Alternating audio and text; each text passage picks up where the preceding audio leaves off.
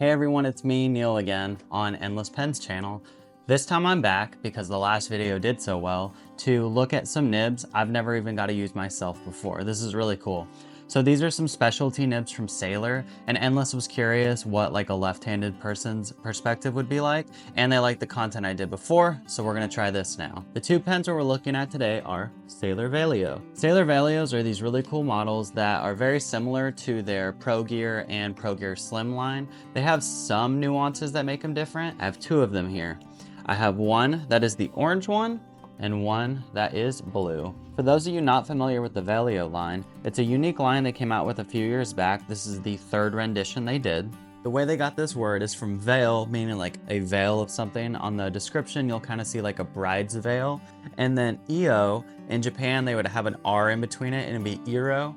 That means color. So you're looking at veil of color. And when you look at these pens, you're gonna see what I'm talking about. All the Sailor pens also come with instruction manual right here that tells you about the pen. It shows you how to fill your converter. And this is one of the special versions of Sailors. So these actually come with converters, and you'll see that once I open them. Here's the two models we have right here. If I was to pick right off the top which one I like better, it might be the orange one, but it's pretty close. I haven't got to use the Veilio myself, but I've wanted to check them out. They are a special and kind of unique pen from Sailor. They're from their bespoke line. That's fancy. That's fancy. On the orange model, we're looking at a music nib, and then on the blue model, we have a zoom nib. This is my first time trying either of these specialty nibs, so we're experiencing this together for the first time. EndlessPens has a blog post that I'll link in the description down below that describes a lot of specialty nibs. The way I've seen music nibs described is like an italic stub. Italic nibs have squared tipping on the end, which will give you crisper lines and more feedback, and then stubs are flat, so you're gonna get a broader downstroke and a narrow cross stroke. And then with the zoom nib, the whole point of this one is you get a ton of line variation based on how high versus how low you write. And I think we're gonna see that with the writing sample represented pretty well. I have a little bit of a history doing some art, and something I love in that is like paintbrushes, and they have that, right? The more pressure you write, the more you're gonna expand the brush tip at the end. So I think this one's gonna be really cool to check out. Both models are the same, so I'm gonna use just the blue one to show you the details. On the top, your finial is gonna have your Sailor logo like you're used to seeing.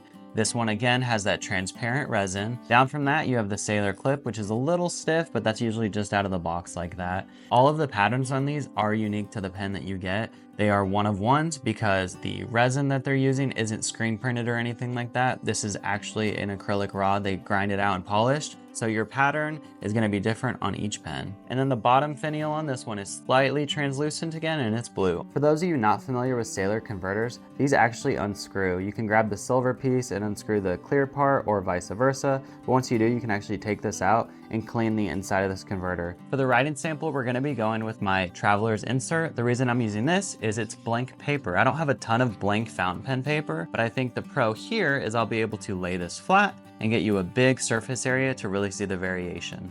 As for the ink, I have two inks right here that I think will do really well in these pens.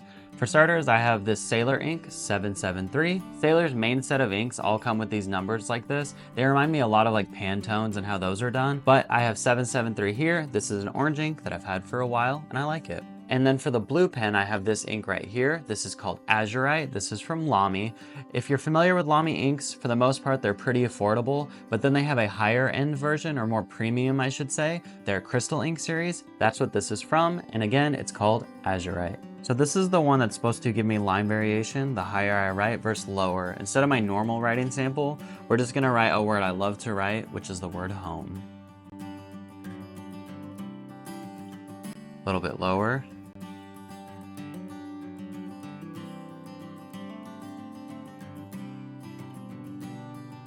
A lot of pens you use really want to fight you if you write this high up, and this one actually enables me to do it.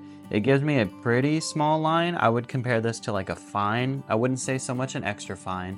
For Sailor, this is probably a medium, but this is crazy. That bottom variation, high up, little bit down, a little bit farther, the farthest.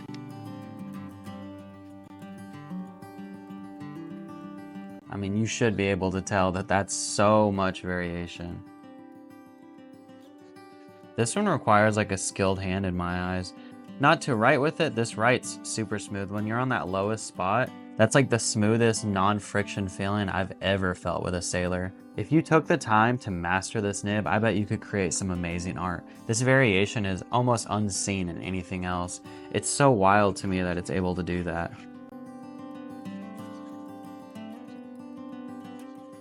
That's crazy. Just look at that. Oh my gosh. Dang. All right, I gotta check out the orange now. I can mess with this one all day. And the way this one was told to me is you're looking at something comparable to like a stub or an italic. I can count the amount of stubs I've used on one hand, but as far as italics go, 0. So let's start with it high. Oh, dang, that's broad. I was not expecting that. Okay. So side stroke wise, I mean, we're thin. We're very thin. This could be an extra fine almost to a fine. For Sailor, I would say this is probably a fine, but when you go down, that variation is just crazy. So if I turn this way and do a side line and then continue it with the downstroke, I mean, you can tell right there. Oh my gosh. I would say this is about 2.5 times bigger when you look at variation from the side stroke to the downstroke. Something I'm not used to seeing on Sailor nibs is these tines flex so much. It's not that I'm getting line variation from flex, but it's just a really bouncy nib. It could be because that tipping there is squared off, and I don't know if that's having some sort of different reaction with the way I write, but I can really see these tines expressing a lot. I don't do reverse writing, but for those curious, it does reverse write. I tilt my pen pretty far to the right when I'm writing. Obviously, if you're right-handed, it would be to the left. The variation I get because of that is pretty unique. You get a pretty clean line here. And I believe that italic aspect of this is the crispiness that you would get, and I kind of feel it here. I went and grabbed my own personal Sailor Pro gear so I can do a line comparison. This has a medium nib on it, and before you comment down below, I know this one is not anywhere near as good looking as these. You already know. I'm aware.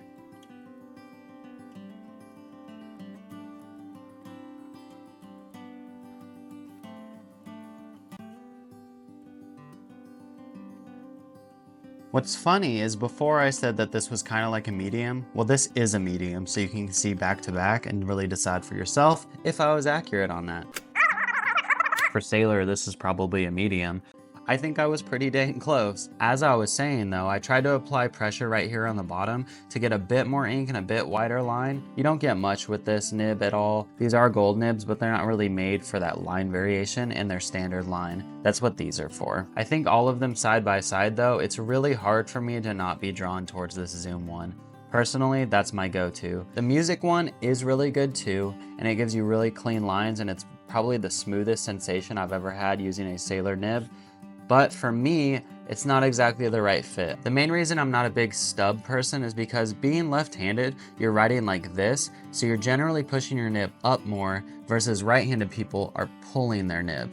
People don't think about this, and companies definitely aren't making that a priority. I don't really know how you'd work around it. Maybe some sort of specialty grind for left-handed. Not sure on that. This one already being that square cut, it is sharper. I think if you love italics and you love stubs though, it's gonna be hard to really pass this one up. And since I already had this bad boy out, I wanna do some comparison here too. When looking at the clip, I don't see much of any difference there, but I will say the trim ring is wider on the Veilio than it is on the Pro Gear. Another detail is this cap band here. This one is all metal from the point it starts to the end of the cap, whereas this one has a little bit more material there. It also has that second ring above it, whereas this one does not. And then on the back finials, this one tapers quite a bit more. It looks like the body may be a little bit smaller too, but it definitely tapers more on the back here. Another thing I don't want to miss is the nib size here. On the Veilio, you actually have the nib size of the Pro Gear Slim. It's just slightly smaller. It's not a lot, but it is slightly under the other nib. And finally, I got this tray right here so you can see the length. The Pro Gear is actually longer than these two. I did look it up, and these are bigger than the Pro Gear Slim, so you're really looking at something right in between the two of those. You have the cap length of the Pro Gear, and then the body size of the Pro Gear Slim. Personally, I think the Pro Gear Slim is too small for my hands, that's why I don't have that pen anymore, but the Veilio, I did not feel like that at all. Obviously I have a pro gear and I'm accustomed to that, but I didn't feel like this was too small at all. And now for the price. The MSRP of the Sailor Veilio is $425. EndlessPens has them on sale for $340. Normally, you'll pay a premium to get the Zoom or Music Nib, but they have those at the same price. Sailor's most popular models, the Pro Gear and Pro Gear Slim, those are amazing pens. They never have that je ne sais quoi effect to them. These pens to me just show what Sailor really can do when they put their mind to it. Not only do these nibs make these amazing to use, but the acrylic is unmatched. You're not seeing material like this on many pens. Having that demo body with this nice chatoyant effect, the oranges, the blues, it's just so nice to me. I just want to give a shout out to everyone that watched the last video and commented and viewed it. It got me here again. Thank you for that. I had a lot of fun doing this and trying out nibs I've never gotten to use before. It's a really nice experience to finally get acknowledged for being left-handed. What's that left hand? Right hand sucks? I'm just kidding. It's really fun to get to use something that I've never used before. And I like showcasing it for everybody else because I know there is a lot of interest in these kind of nibs, and getting the left-handed perspective for them also adds to that. And I'm gonna end this video like how I end mine. Thank you for watching. Please be sure to like, comment, and subscribe down below.